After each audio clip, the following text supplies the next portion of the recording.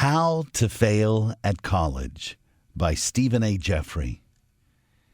College is a great way to earn a living, and it's not. It's a great way to lose your shirt because you'll spend a fortune to pass college, and then nobody will give you a job. And that's the way to fail college, to really believe that, because it's just not true. You can get a job, but only if you pass. And I mean pass. I don't mean get A's, because you can get A's and still not get a job. That's if you do a science degree. But not in some countries, only in Australia. And that's the truth. So don't do science unless you like the idea of travel, because if you do, science is right for you. And of course, that's not true. You may be bad at math, and even if you're good at science, you may never pass. And that was the advice that was given to me by a guidance counselor, and I didn't take it. And that was the way to fail college, because it was good advice. But it could have been bad advice, because I was very good at biology. And if I had a course that was right for me, I could have passed. A course that didn't involve higher mathematics. And I know of one such course, but they still teach mathematics, but not at such a high level. So the course is environmental studies. So maybe I could have passed that, because that was my first preference. You have to list your preferences, and mine was biology first, and that was the way to fail at college. But it's not true. Mine was environmental studies first, and that was the way to pass. And perhaps not. Perhaps arts would have been better, and I'm sure it would have. And I'm not, because arts is very boring, at least to me. It's not boring to other people. And I wouldn't be so sure about that. Arts can be very boring because the subjects are not interesting. And of course, that's not true, but it's true for me. So don't burn the book if you're an art student, because I went on to study arts and I found it interesting. At least I did find some studies interesting. And that doesn't include journalism, because I didn't like the way it was taught. I've seen a teacher do better at a TAFE college, so maybe I'm wrong, because my teachers will say so. But I don't think TAFE is half bad. But if you have already done journalism, then the way to fail TAFE is to do journalism again. And it is, because I did just that. But perhaps a journalism school would be better, one that prepares you for television. And I don't doubt that that's not the case. A school is a school, but a college is a college. You can't expect to get a degree without going to college. You may get some kind of diploma, and it's not worth the paper it's written on. And it is. It is better than nothing. I would be happy to have one. But I didn't try to get a diploma. I tried to get a degree. So that's what this book is about. Why I didn't get a degree. And that isn't a better title. But it isn't bad, because most people would think the opposite. That's why I Did Get a Degree would be a good book. But not as good as this one, because college is a strange place, and it takes a strange book to tell you how to succeed. So this book will be funny. It will. It won't be rude. It will be. And it won't be. Now, I know how college students write very badly, but only when they're writing for their own publications. And this one will be no better. So what do you think? Do you think it'll be better? Just leaf through it, and you will find out it only has 2 pages. Because that's all I wrote at first, just enough to see if there was material for a book. And there is, but not mine. Mine can never be written. And of course it can. I just have to write it. So believe me, this book will never be written, because I have written textbooks in the past. At least that's what they seemed like. They were on high school economics and Einstein's theory of relativity, not books a failure would write. And that is not true, because a failure did write them. But I don't consider myself to be a failure, because a lecturer told me the truth, and he was more than a lecturer. He was the head of a program, and he told me this, that the glass is half empty and not half full. And that's just not so. He told me the glass is half full and not half empty, and I believed him. It gave me faith in myself, faith enough to attempt 2 books, and that's the truth. 2 separate books written at the same time. And I never thought I could do that. But I surprised myself. And I did, because I was able to write both books. And you shouldn't be able to write books unless you have a degree. And that's just not true. But I believed that lie. I wasn't prepared to start my book until I had left college. So I was able to achieve something, but not much. And that's the truth. I wasn't able to achieve very much until I realized I was a better person for having been to college. And then I got a job, a very good job, one that pays a lot of money. And if that was the case, this would be a different book. It would make failure look appealing. But it's not appealing, and it is. Because you bought this book, because you were afraid of failing. You were afraid of not passing your course. So you believed me that you can do something to save yourself from failure, and that's what this book is all about. It could be called How to Succeed at College, but it's not, because I want to show you how to do the opposite, to do everything wrong, to do so many things wrong that you cannot help but fail. And knowing what's wrong won't teach you what's right, and that is true. But I won't tell you what's right. I'll leave you to work that out yourself. And of course I won't. I could still tell you the difference between right and wrong, and you won't like it, because it'll mean you'll have to work, and work hard. And that is not true. You can pass college without working too hard. So tell me the name of the college, because I would like to go there. So that's the way to fail at college, to say just that. Because you can't pass without doing some work. Maybe not as much as some people, but perhaps more than you've ever done in your life.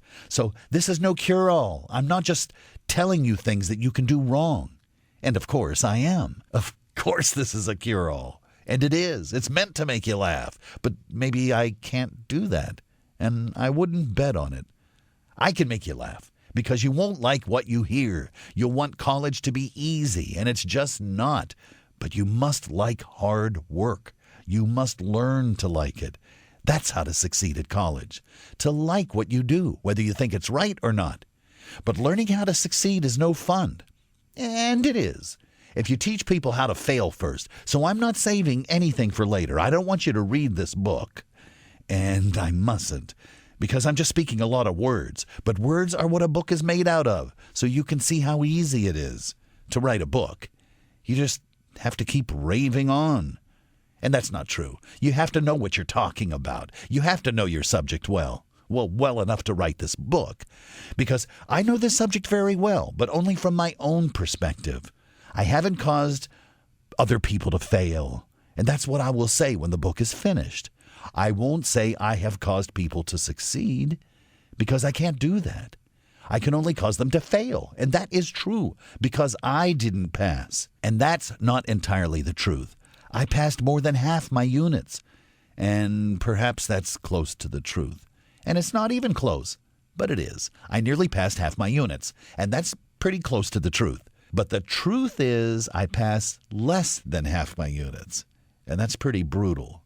So I will say I passed half, and I think that's fair enough, because many units I didn't actually do. I only started them. But if you don't finish, you get incomplete. And incomplete is a terrible grade. It gives you no credit for anything you have done. So do anything to avoid getting that grade, even if it means taking exams twice. If a lecturer asks you to take another exam, say no. That is the way to fail at college. But if he asks you to take 2 other exams, say yes. That is the way to succeed. The way to succeed at college is not to fail. That's why this book will help, and it will. But if you think you'll fail, you shouldn't be at college, because somebody else might pass, and they might. They might fail, too. So never feel you're depriving somebody else of a place. Feel exactly that if you're not trying hard. Then you may try harder, and that won't work. Because you don't have to study too hard. You don't have to read a book. And that's exactly what you have to do. You have to read many books. And that is the way to fail. To read many books. Even if you can read quickly. And some people may think this. And they won't be wrong. Because reading books takes time. Time that can be better spent. Writing. Because writing is better than reading. And it is. Because you must have your own opinion. If you don't, you'll fail. And that's only at arts, and it is, because you need to express your own opinion to pass an arts course. And of course, that's how to succeed. It's not how to fail.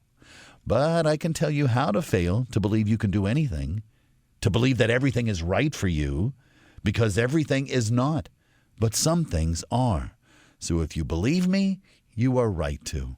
But this book will never be written because I don't think it's right for me. Because I called my lecturer a communist. Because he tried to explain something called Marxian philosophy. And he wasn't a communist. My other lecturer was. So I called him a communist too. And that won me no points. Because he asked me to man a booth to help others who were interested in journalism. So I thought this would win me points. So I didn't man the booth. And I should have done just that, because I told one girl she should become a nun, because that's what she said she wanted to do. And I missed a great opportunity to change history, because she would never become a nun. She would become a prostitute. And that's not funny, but that never happened, because I told her to become a nun, and she is now serving God. So that's not meant to be funny.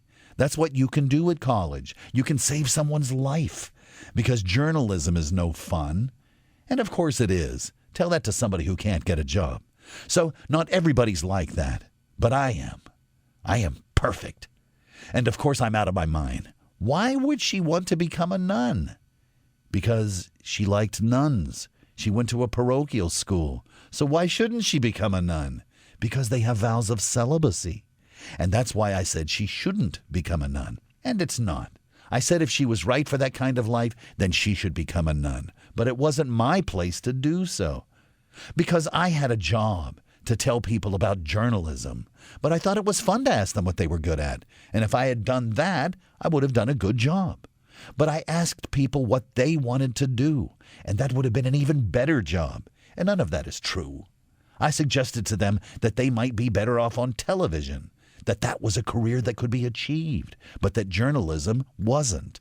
And I was wrong. She wasn't a television personality. She was a journalist, and I prevented her from pursuing her career. And that just isn't so. It's not. She never would have made a journalist. So I shouldn't have tried to make her believe it was a good career.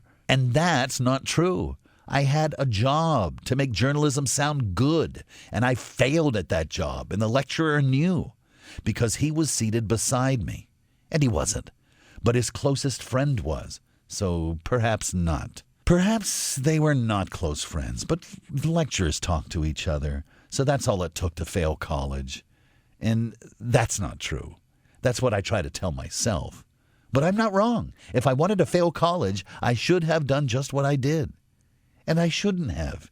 Telling that girl to be a nun was a good thing to do, and the girl was interested in television. And all that's true. But it's not. The girl didn't become a prostitute, and the other girl did take journalism.